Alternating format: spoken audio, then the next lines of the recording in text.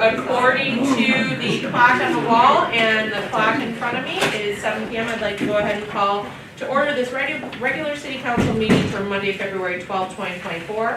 Please rise for the Pledge of Allegiance. I pledge allegiance to the flag of the United States of America and to the republic for which it stands, one nation, under God, indivisible, with liberty and justice for all. Holly, will you call the roll, please? Mannion, Pratt. Here. Jenkins. Here. Knutsford. Here. Rhines. Here. Gilroy. Here. Hanson. Here. I am looking for a motion to excuse Councilman Lanyon from this evening's meeting. So moved. Thank you. Do I have support? Thank you both. All those in favor say aye. Aye. Opposed? That motion carries.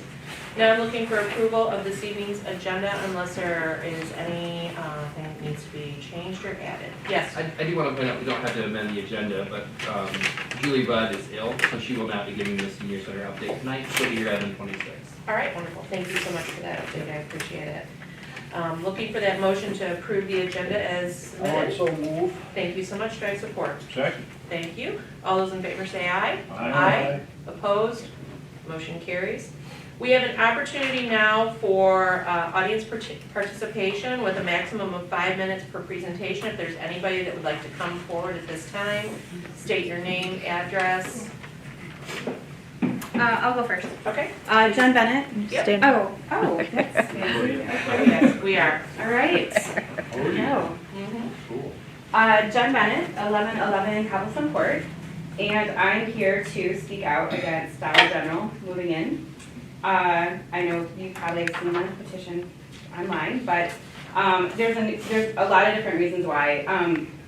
The first issue I'd like to address though is the drain issues that we're having. And I'm currently working with Monica Schaefer and a few other people to try to get some of these issues in front of the correct people so that we can have further discussion on it before a approval or ruling is made in favor of this property. But if you speak to probably 90% of the homeowners in our subdivision, you will quickly learn that we all have horrible drain issues. And it's, myself, I've actually brought them to the Ingham County Drain Commissioner, and the guys came out and looked at the drain and were like, well, it looks fine. So I actually had 2 feet of standing water in my basement in August of 21. So that was fun. But that's an extreme example. We haven't had that, but we've had driveways buckling because of the water. We have standing water, probably 10 out of the 12 months in our backyard. Just, it's mush in the backyard. You can't go out too far without getting wet. So that's the first issue. Really worried about them tapping into the builders of Dollar General tapping into the Tobias drain system and what that will have, what impact that will have on our homeowners. The other is a noise barrier of some sort. So Dollar General builders stated that they would have a 6-foot fence installed behind Dollar General and then to the facing the White House on the north.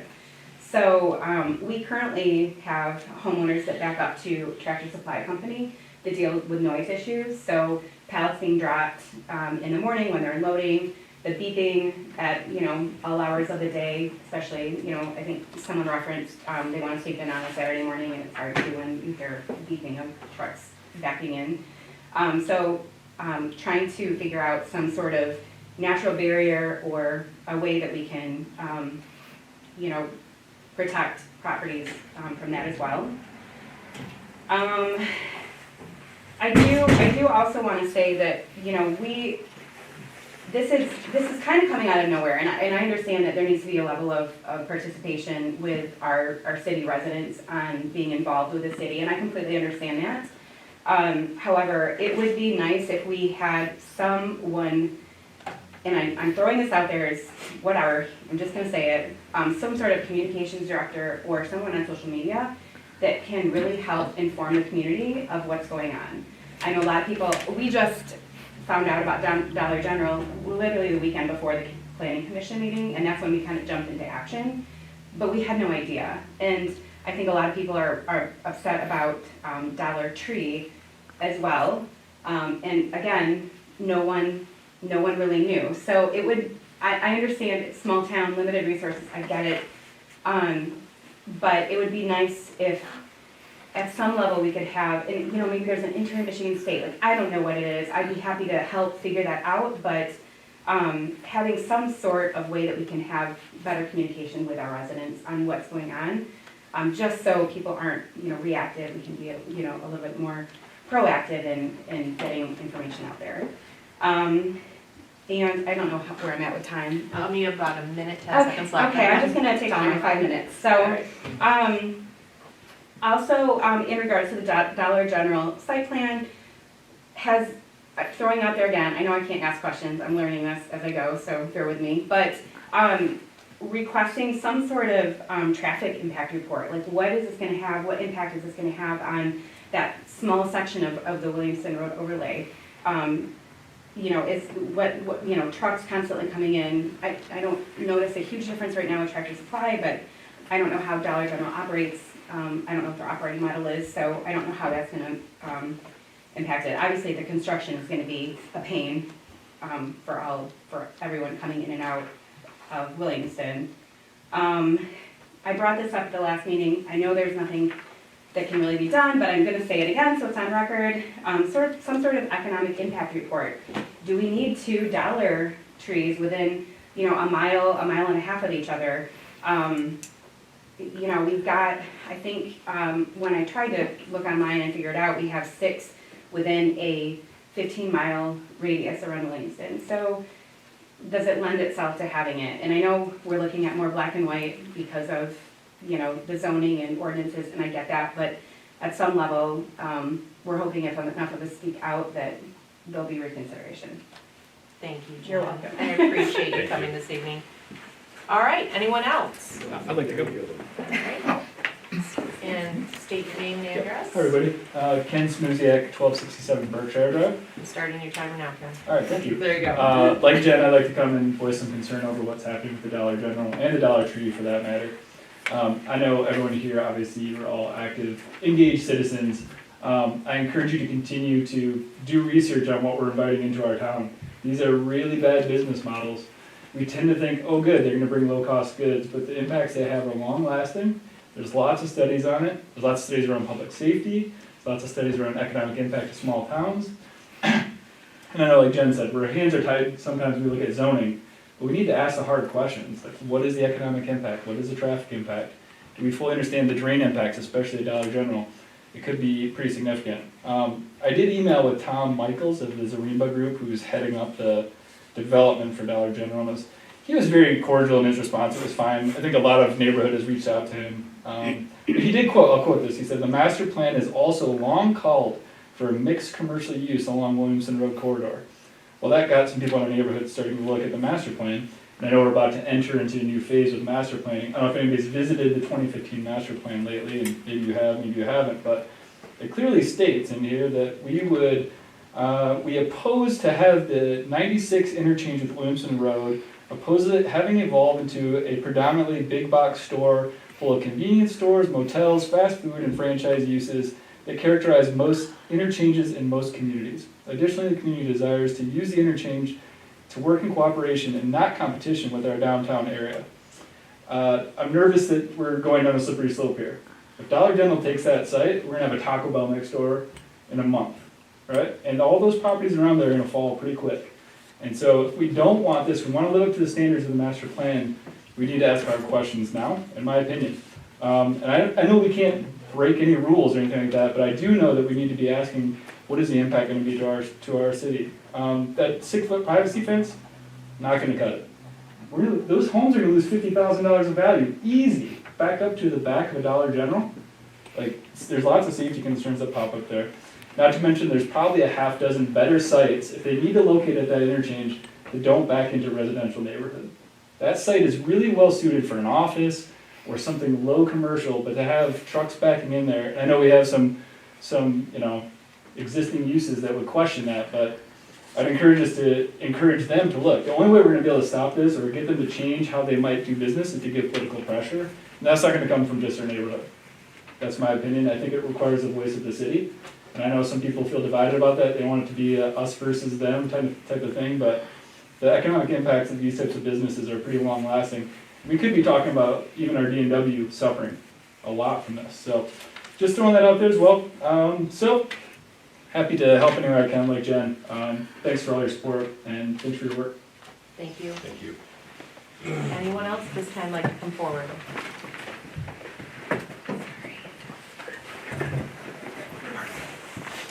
Hi, my name is Jerry Derrick, and 1755 North Williamston, south of the freeway. So I'm not a city resident, but having raised 4 kids, I can't tell you how many times I've been up and down Williamston Road to the schools. A lot. I want to say thank you for what you guys do. I know the dollar thing is a, let's face it, all politics are local. This is a real hot button issue. As I've heard, everything's politics, except politics that's personal. And this dollar thing is really personal. But there's another thing that's even more personal. Here lately, I'm a part of Citizens for Local Choice. Citizens for Local Choice happened with the governor recently signing into law, stripping local control over the placement of wind turbines, solar, et cetera, et cetera. That's a big deal. It's a big deal. Myself and several others were part of the Ingham County Citizens United. Wheatfield, Stockbridge, Dansville, White Oak, Leroy. These all feed into Williamston. They're looking at putting wind turbines in our backyard. I'm not talking neighboring property and the impact that would have. I'm talking a mile away and the impact that would have. Yep, sound, yep, property value, yet unsightly, government subsidies, I mean, the degradation to the entire community. But let me read what we are and hope that might instill some support, maybe some more questions.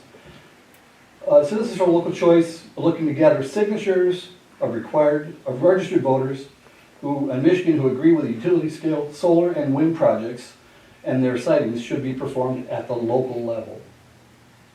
We've written ordinances. Everybody in this community have written ordinances, Stockbridge, White Oak, et cetera, et cetera. In late 2023, the state passed legislation that took control of siting for wind, solar, and battery storage facilities to fast-track renewable energy development. They effectively cut out locals from the decision-making process and gives the authority to unelected bureaucrats in Lansing. Unelected, a panel of 3, one of whom was a former administrator with a wind turbine manufacturer. Under current legislation, local authorities lose the ability to decide whether and where these utility developments are constructed in their communities. This ballot initiative restores local control and land use projects to where it belongs, locally, the people who live here. There's more. 87% of voters support this. We're looking for signatures so that we can put it on the ballot. And then when it does show on the ballot, we want people to say, yes, we want local control. We need help. How do we get the word out? It's a very, very impactful study that we have a lot of resources between the Ingham County Citizens United and other communities. You see them as you're heading north, up north, quote unquote, up north. They're everywhere. But we don't want them here.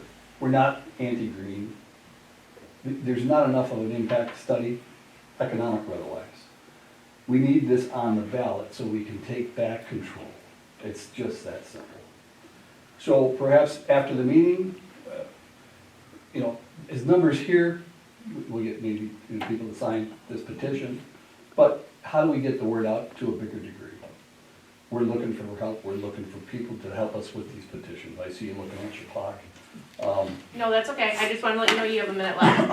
I'm a good timekeeper, Look, we've been so. at all these other township meetings where we get 2 minutes. This is very gracious of you, so Thank you. thank you. Much appreciated, yeah, it's great. So questions hereafter, I'll be around. I think Mr. Van Allsburg knows the Derrick family here or there, somewhere along the way. You can certainly track me down and others as well, so. Thank you, Jerry. Yeah. Appreciate it. Anyone else at this time like to come forward for a public comment?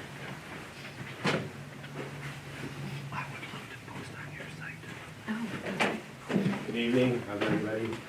I'm Marco Siza, I live at 1289 Beach Road. And then, I'm here as a follow-up to Jerry Garrick. I'm also part of the Citizens for Local Choice. We're gonna be petitioning to try to repeal the act that was recently passed in November, taking control of local ordinances in the township regarding wind and turbines and solar, as well as battery replacement systems. So we're gonna be petitioning around town, and hopefully, you can help us get the word out about trying to help repeal this. Great. It's also about safety. That's probably one of the biggest things that we're worried about. Safety in terms of sound that affects people's hearing as well as people's ability to sleep at night with these wind turbines. One of the issues is with the state act that just passed is that their numbers are much less restrictive than our local ordinance, meaning they basically giving them carte blanche to be able to come in here and override our local ordinance, so. Okay, thanks very much for your time. Thank you. Anyone else for public comment? All right. State your name and address, please. Hi, Justin Henderson, 1256 Berkshire. So I won't take 5 minutes, but I'll just agree with what a couple of my neighbors have already said about concern around the dollar store stuff. So I'm going to just sort of support what they said, but also ask you to think about more about the economic impact that these places might have on our town. So, these are well-known sort of often bad actors for the employees that end up working at these places, and they don't really do well by their own employees often, and then also the impact on other local businesses. I know Ken mentioned it. I'll repeat. I like our hardware store. I like our grocery store in town. I like our little party store in town, and I think these are all things that really stand to suffer greatly if we go down this path. So just ask that you take the time to think about it and think about what you can do. All right, thank you. All right, if there's nobody else that would like to come forward for public comment, I'll move right along on our agenda to our council meeting minutes of January 22nd, 2024. I'm looking for approval, or if there are changes that need to be noted. I'll make a motion to approve the minutes as submitted. Thank you so much. Do I have support? Second. Thank you. All those in favor say aye. Aye. Opposed? That motion carries. Terry, you had an opportunity to review and look at our accounts payable this evening, since Councilman Lanning is not here. So I'll turn it over to you. Okay, couple of questions, went through these with City Manager John Hannafin, and they make sense, and they're funded, and they're part of the budget, so questions answered, no big deal. Great, There was a thank huge expense for the wastewater treatment plant, Mhm. and it was a capital expense. And it's just, as John pointed out, it was a cumulative lack of paying attention, so those things are very, very expensive, but you gotta pay for them, you gotta have them working. So if there's no more discussion, then I'll make a motion to approve checks 77310 to 77347 and ACH 707 742 for a total, I should say grand total, shouldn't I? Yes. Of $716,920.83. Thank you, Terry. Does anyone have any questions regarding accounts payable this evening? If not, I'm looking for support. Second. Thank you. Holly, will you call the roll, please? Van Osberg, Yes. Rhines, Yes. Gilroy, Yes. Hanson, Yes. Pratt, Yes. Jenkins, Yes. All right, moving along our agenda, we know that Julie Rudd was not able to be here this evening for our senior center update, so we do look forward to that in our next council meeting on the 26th. We'll move into our action items. The first is the letter of agreement, Police Union Capital City Labor Program, CCLP. I will go ahead and turn this over to our city manager, John Hannafin. Thank you, members of council, good evening. So what we have in front of us tonight is an adjustment to the current contract with our police union. Currently, new officers aren't afforded any vacation time when they're hired, and as you know, we've been trying to enhance our ability to attract quality candidates. And so the union proposes language is certainly very fair. It does require the officer to have MCO certification, which we do, but also 1 year of service. So Really don't have any questions beyond that. I mean, it's somewhat a non-economic because we do fund positions as if they would take vacation. So it's certainly, from a management perspective, it's certainly a fair thing to, especially in a dangerous and complex and stressful job like being a police officer. So Chief's here too, if you have any questions. So this would be adding a one-time vacation credit up to 80 hours during that first year of employment, and I think that's fair. And I can assume, Chief, that this will definitely help in the hiring and, attraction of talent. I 100% agree. It already has helped. All right, and Dan, go ahead. So, Chief, I know in the last month and a half, 2 months, we've hired a few retirees. I'm sure this would go a long way towards retaining them for, not that they wouldn't want to stay, but these are folks that have 20-plus years in law enforcement. This gives them somewhat of a level of vacation time. Correct. 100%. Other questions, Terry? For what it's worth, I think it's a clever way to go. It's a better idea than like a lump sum payment, because that's just going to pay taxes on it, right? So the vacation time, that's a clever way to go. Thank you. Yes, I want to John? point out too, I mean, that for only having 20 or so full-time employees, I mean, the police union is the only one that isn't afforded some kind of vacation bank when they started. Right, So, right. it's certainly more than equitable to bring them along with everyone else. So then, if I understand this correctly, all of our new hires then will receive this, or is this just for moving forward? And Tim, I want to make sure that we're clear on that. I think there's one contingency that they have to have 1 year of experience. Okay, Not all new hires. okay, all right. But for the ones that we've recently hired, Chief, would this qualify for some of them? I believe they do have Yes, enough experience that they would receive this benefit. correct. Okay, all right. Any other questions? Yes, Steve? As mentioned, the concern and the desire is to retain and recruit officers. Have we done surveys, or has the union said, here's our list of 5 things that we think that should be done or could be done to accomplish the 2 things that we just mentioned? John? Go ahead, John. A couple things, I mean, their contract expires in December of this current year, so I'm sure we'll have a list, but we did change some economic incentives last year, and that really is, I think, got us back to almost full staffing. Well, we're basically full staffing now, Right. with a couple of part-timers as well. So we did go through that exercise, and they were primarily economic, dollars and cents. All right. We'll be full-time with the graduation of the officer that's in the current academy, right? She's gonna give a report on that, her first report. Oh, okay, all right, wonderful. Terry? Did I hear you say, John, that the other groups within the city employment thing, DPW and so forth, that they have this kind of a thing already? That's a good idea.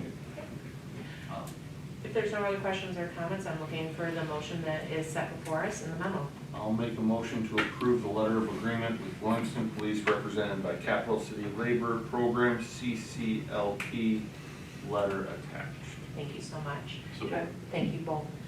If there's no further discussion, Holly, will you call the roll, please? Rhines, Yes. Gilroy, Yes. Hanson, Yes. Kraft, Yes. Jenkins, Yes. Van Allsburg. Yes. All right.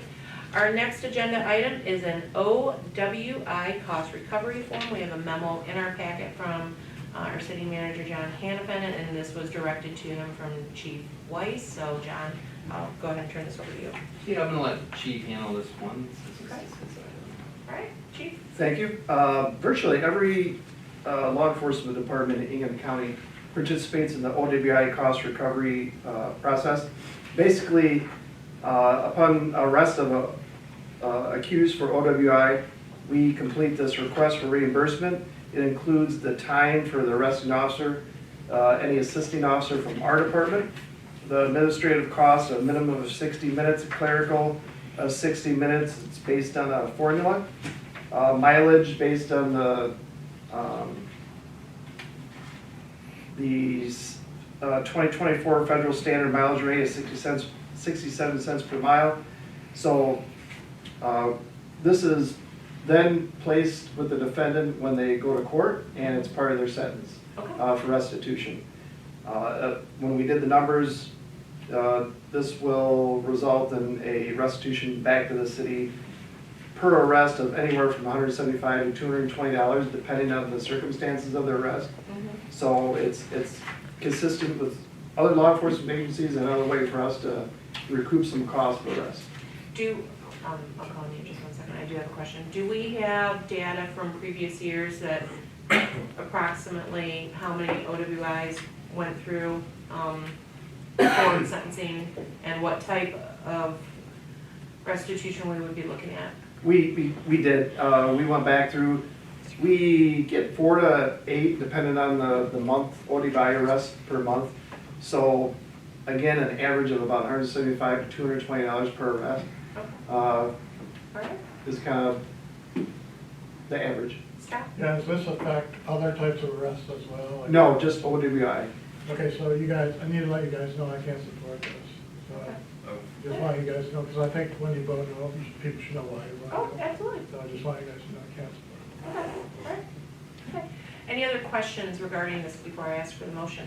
I was gonna ask about the statistics, but you already did that, Okay. that's good. Yeah. All right, great. And so it's all about the funding, right? So who is funding this? This is the guy that gets arrested pays this. This is part of the sentence, part of So the it's not coming out defendant's of Ingham sentence. County or Williamston?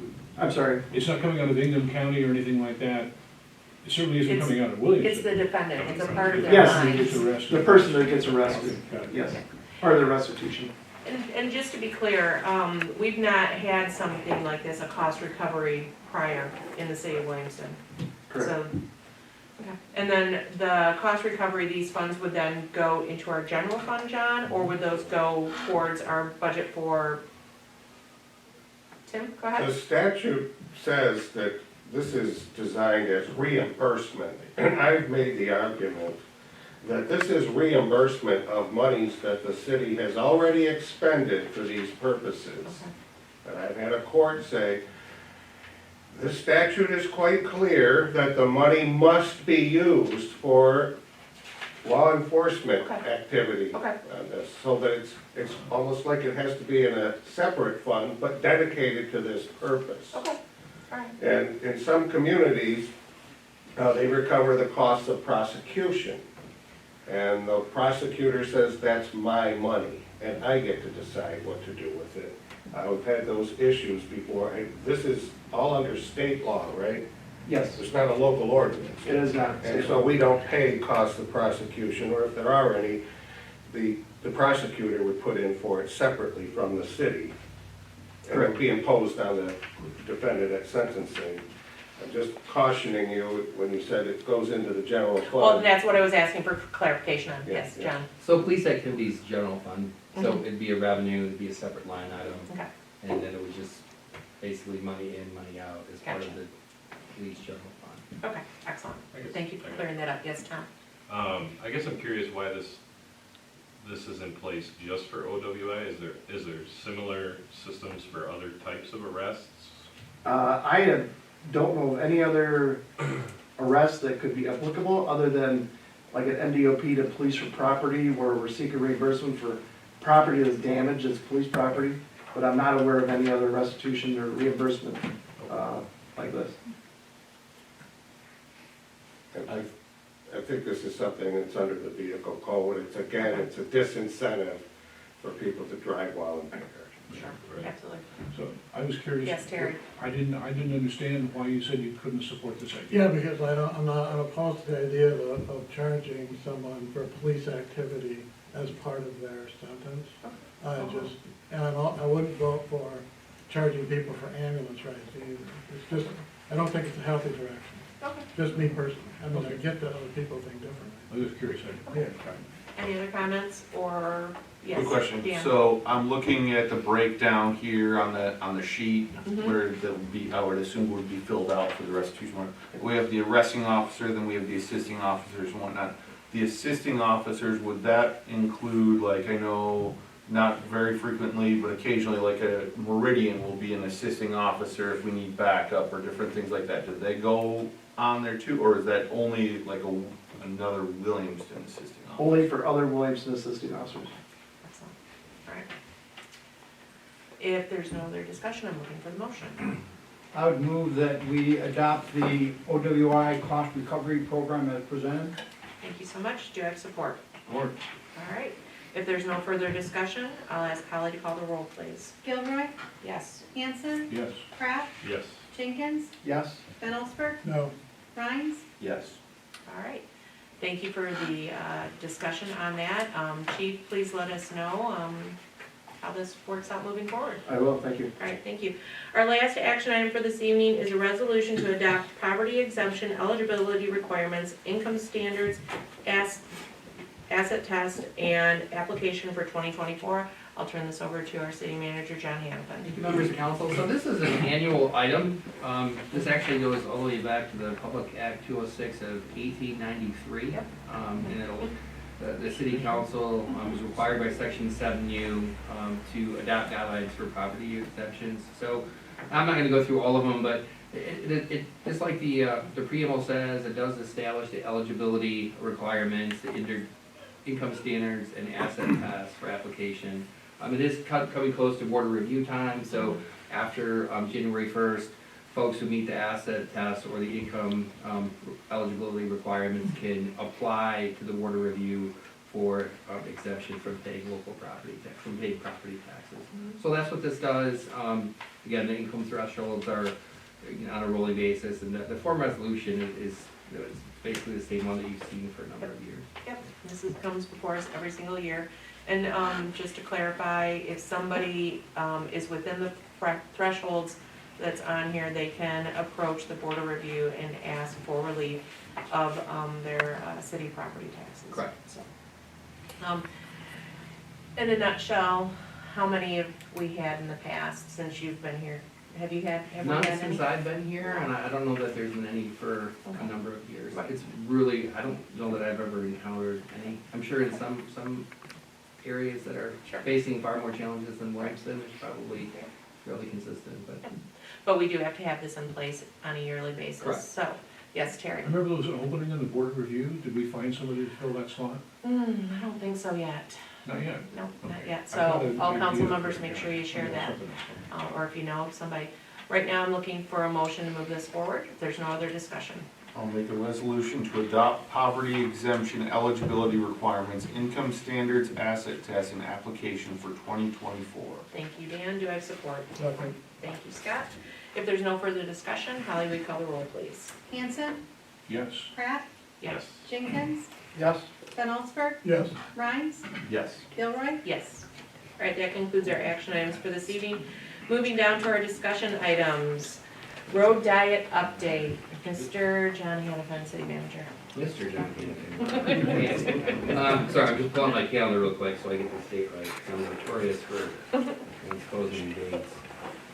So, road diet, we will have someone from MDOT come to our next council meeting. On the 26th? And I do want to put this out, we are meeting at NISA because Okay. of the new in-person voting laws. This council chamber will be full of voting stuff, so we'll be meeting at NISA.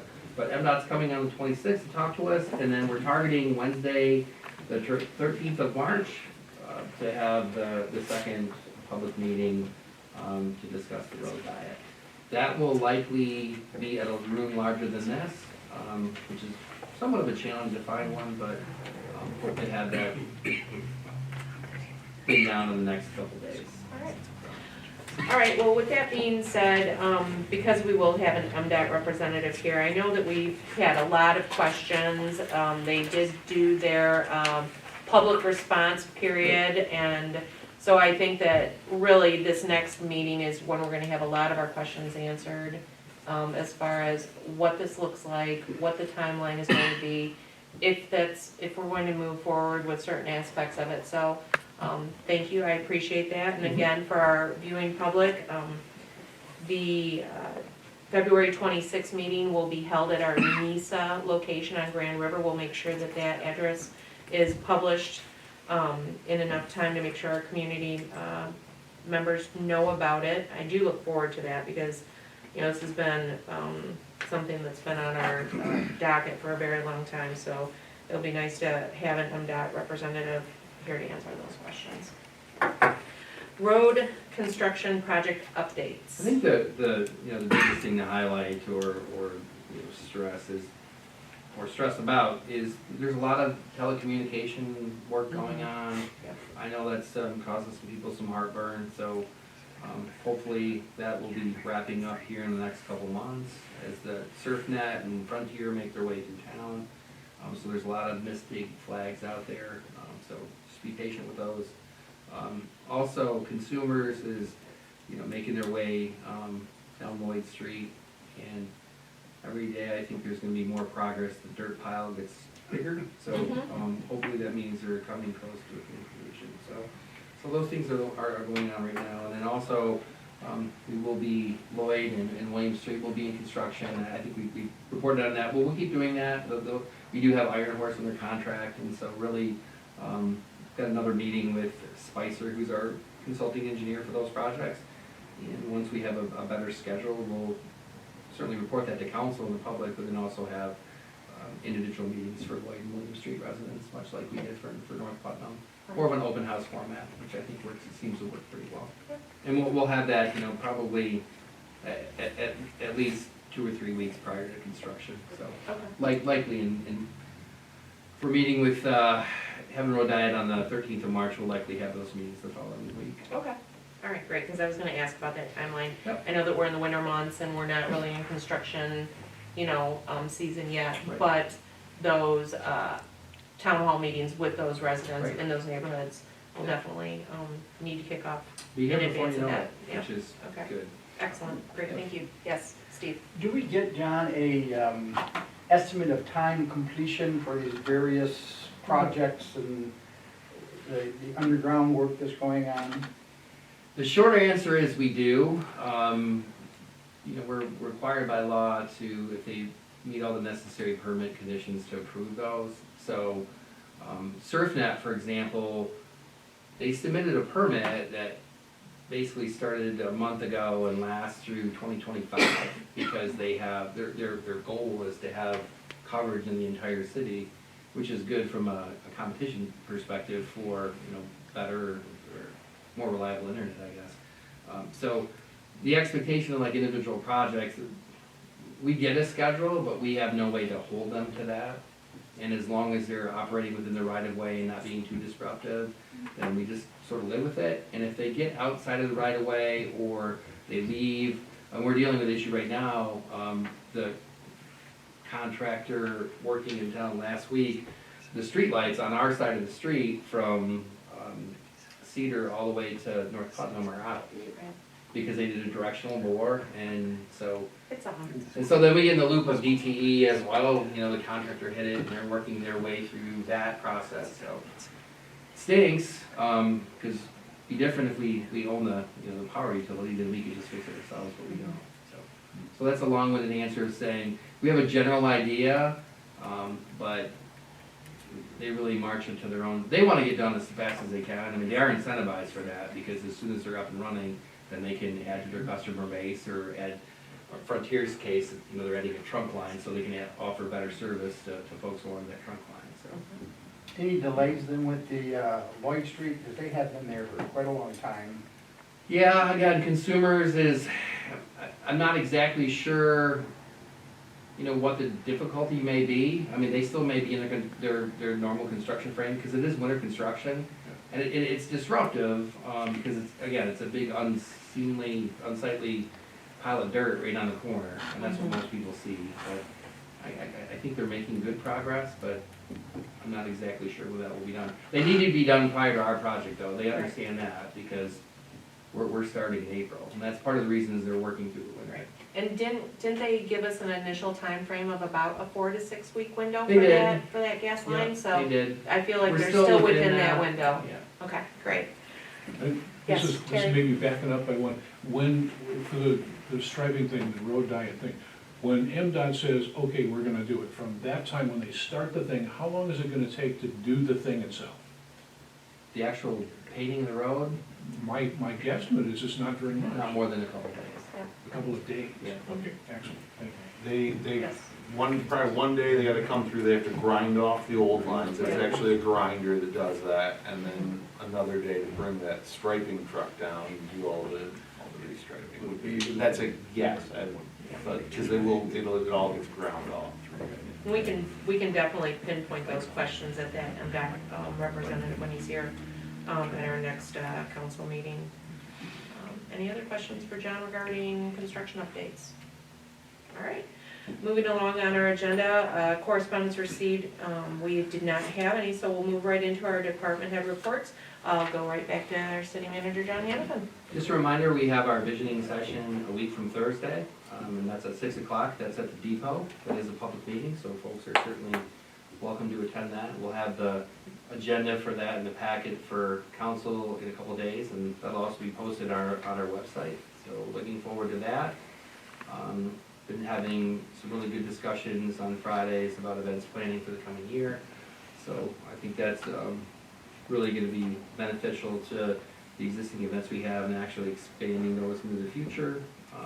Do have TIFA on Monday and DDA on Tuesday, and just want to point out DDA is meeting at 6 o'clock now, so that's next Tuesday, 6 o'clock. So that is all I have.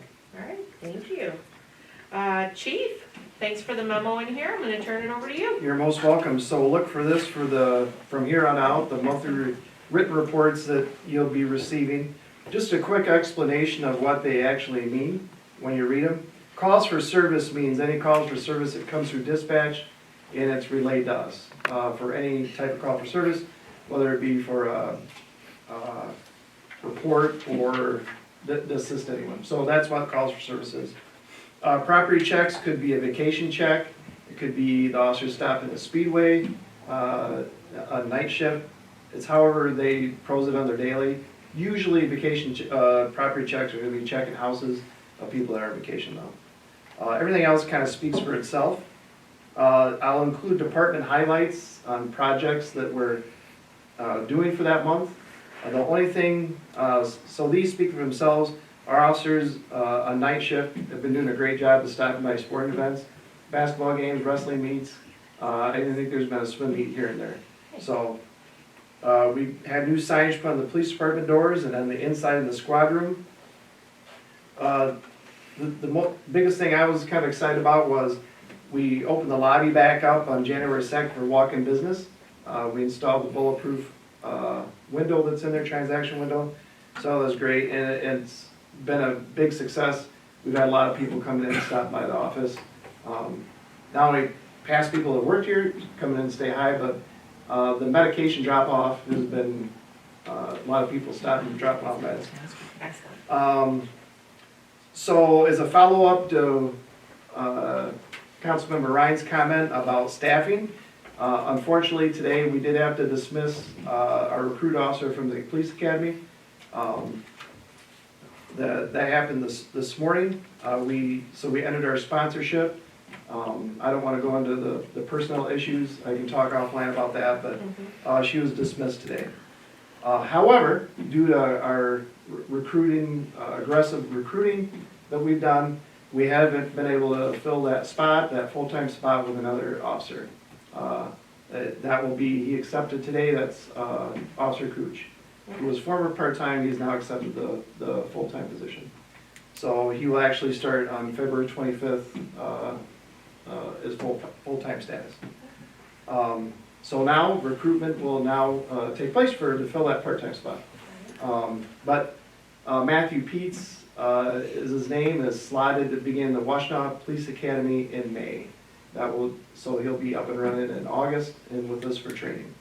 So we'll look forward to that. After that point, we'll be full staff. Okay. However, until then, we're looking pretty darn good. Fantastic, great, I love this format. Certainly, if you do have any questions for Chief, you can ask him those offline, but I think this is great. It's good to know. It's good to know how busy the department is. Hopefully some of those numbers come down a little bit as far as, traffic stops, arrests, everything, is even keel. But no, it's great to know what's happening, and I appreciate that. Madam Mayor, the only thing I would have to add is before the next council. I just found out today that the St. Mary's is holding a blue mass Oh, yes. for first responders on February 25th, Sunday, February 25th, 11 a.m. I've already got commitments. I've sent it out to the Ingham County Police Chiefs and Fire Chiefs, and we have commitments. So I hope that also comes back in a big way as well. Absolutely. I know I participated a couple years in a row when I was a reserve officer, and I think that that's great that St. Mary's does that for our first responders. So, It is. Viewing community, if you have interest in that, it's pretty moving. It happens right here at St. Mary's on High Street, and it's quite the service. And I think everybody appreciates it. So What's the date on that again? the 25th of this month, February 25th. And Mayor, I'll send out that via email format for that. They actually put out a bulletin for it, so I'll send that out via email as well. Great, thanks, Chief, appreciate it. You're welcome. All right, any questions for Chief and the report that he presented? Yes, Steve? Well, not about the report. Okay. Just the, how the no left turn lane, new process is going at this elementary school. I'm glad you asked that question. Yeah. It's going phenomenally well. I was out there, we actually printed out warning notices for education purposes. I was out there for the first day, and I think I handed out 12. Officer Smith was out there every day after that, and one down incrementally with each day, down to one on the last third day. So we plan to do that for another week or so. The school put that out in education purposes. I talked with the superintendent this morning. He said it has been working great.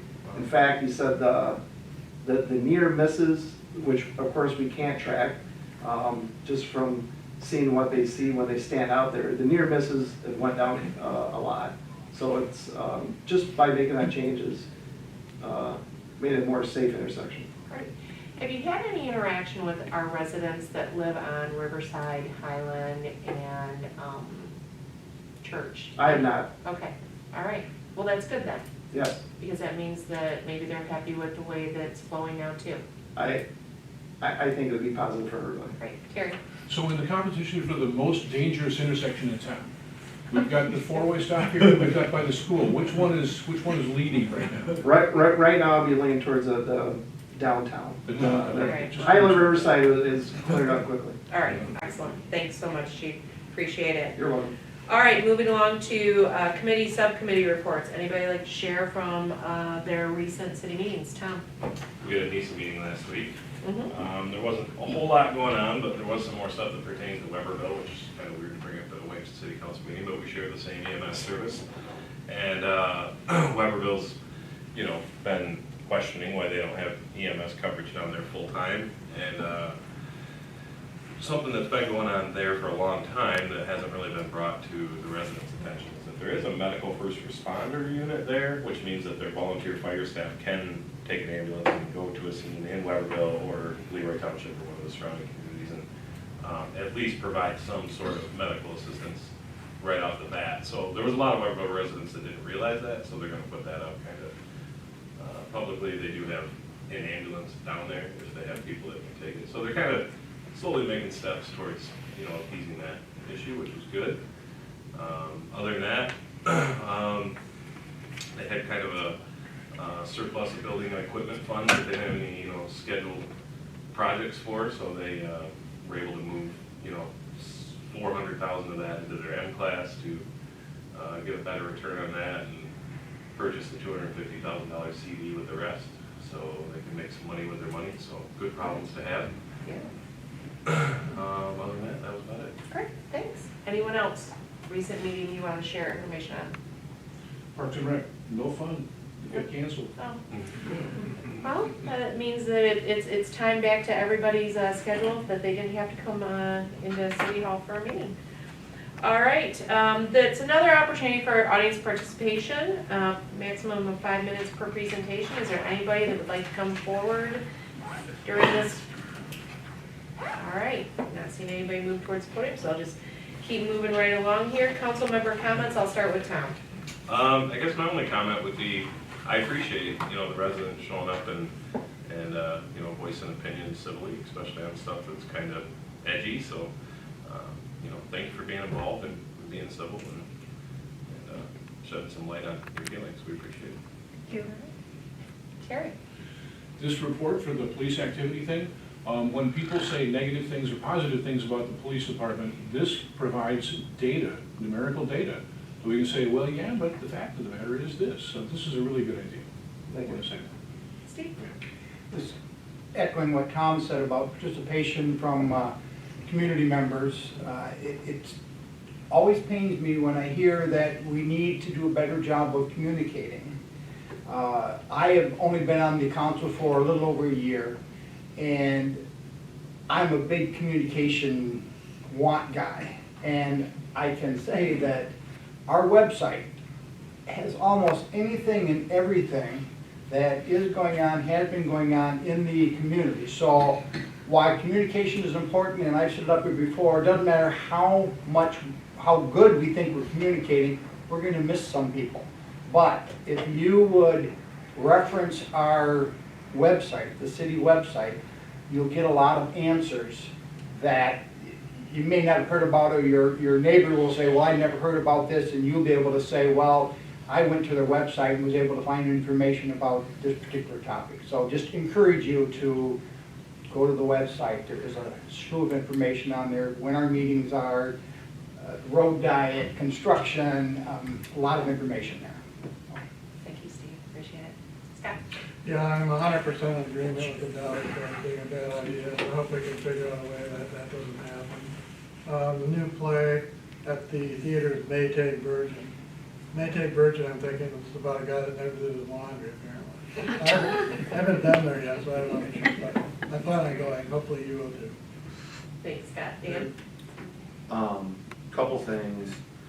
The thing with our planning commission is we only get to appoint the members for the planning commission, and then we have to entrust those planning commission members to work within the zoning code that's been established and all those things. And then we have one member who's absent that is our council rep for that. And if we start going outside what's in that established zoning and requiring things that we've never required of anybody else, that's when we open ourselves up to lawsuits and large payments for lawsuits that we're most likely not gonna win.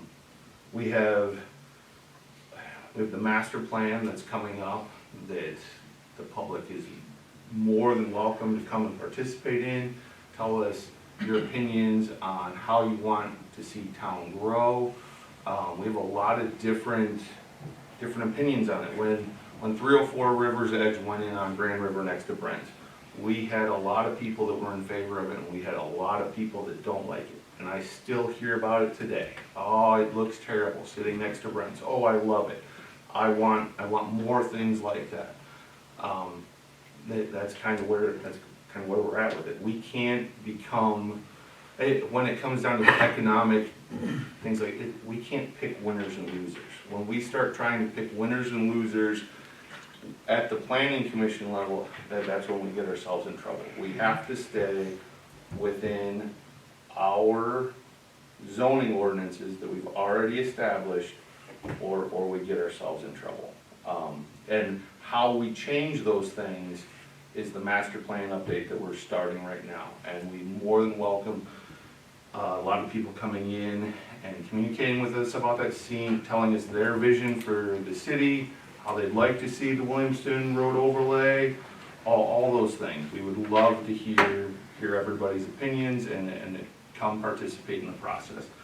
On communication, as Councilman Jenkins mentioned, we have the website. We also have the City of Williamston City Hall Facebook page, which all of our meeting agendas are posted on, dates, times, all those things. I know that doesn't always migrate its way over to the Williamston Community Update page, but that's not a city-run page. That's a privately run entity that honestly,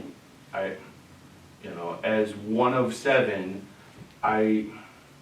So social media is a very good thing, and then it's a quagmire at times. And getting our staff, who are wonderful on the phone and more than willing to answer any question anybody's got, if you call them or you email them, but paying them to police threads in Williamston Community Update, that's something I personally, as one of 7, am not really interested in. That's what Thanks, Dan, appreciate it. So I'm gonna echo what everybody else said. I applaud you for being brave enough to come to a meeting, because there are a lot of times where it's just us 7 sitting here and nobody's out there. And I appreciate the fact that you are passionate about your homeowners association, your neighbors, what you, your feelings about this, because it impacts everybody. One thing that's very difficult with that Williamston Road, where it turns into Putnam Corridor, is that a lot of that property is privately owned. And sometimes we don't find out until after the fact that a parcel's been sold, there's a developer involved, they come in and, or they, may test the waters and ask questions. And what has been set up here about our master plan and everything, absolutely right. We're gonna have an opportunity for people to fill out information on a public survey. And of course, all of our meetings are open to the public. And absolutely, if you ever have questions, come to City Hall, call. We will never turn somebody away and not answer a question. But, I've said it before, I'll say it again, with my time here, when I started with City Council in 2015, I was on EDC and TIFA starting in 2013. Yes, we definitely want growth in this community. We want it to be good growth. We want it to benefit residents, guests, future businesses. Sometimes there are things that are out of our control, and we have to follow our prescribed ordinances and zoning, but we know that moving into this master plan process, we can definitely make improvements on that and listen to our community members for that. So I appreciate, again, everyone being here. My last comment is it's still winter. There's still opportunity for weather. So remember, no parking on city streets between 2 and 5 a.m. I definitely have been enjoying the nice weather that we've had, but we always know that Michigan can change on a dime. So just be mindful of that if we should have inclement weather come through. I appreciate everybody's comments up here. It's a tough job, but I appreciate the fact that we can all be honest with our feelings and do the work that we need to do as City Council. With that, I'm going to go ahead and make a motion at 7:57 that we go into our closed session. Oh, wait. Entertain the motion to go into closed session. Yeah, thanks. You've got to state it, right? Yep, state it, please.